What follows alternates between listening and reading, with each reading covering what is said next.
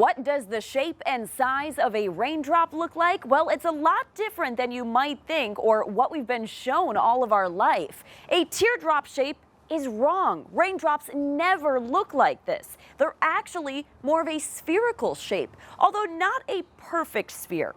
They start off as a sphere when they're very, very small, only about 1 millimeter, but they change shape depending on the size. When they're 2 millimeters, they start to look like a hamburger. At 3 millimeters, more like an upside down U.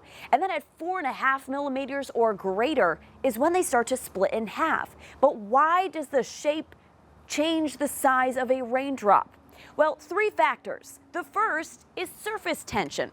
All this really means is that when raindrops are attracted to each other and move into one big raindrop, the wind as the raindrop falls goes around the outside of the raindrop, creating a spherical shape. Again, only when it's small, and that's because the wind generally goes around the outside of the raindrop. However, as the drop gets bigger, as more drops start to combine with a greater surface area, the wind starts to impact the bottom of the raindrop, not just pushing on the outside of it, but starting to push more underneath it. And that's what creates this hamburger and eventually a U shape.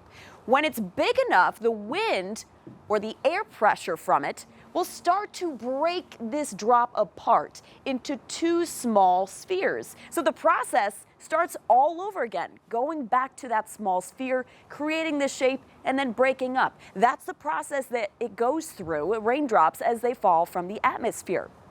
The more you know about raindrops, share it with your friends and family. Reporting on the weather deck, I'm meteorologist Violet Skyber. Back to you.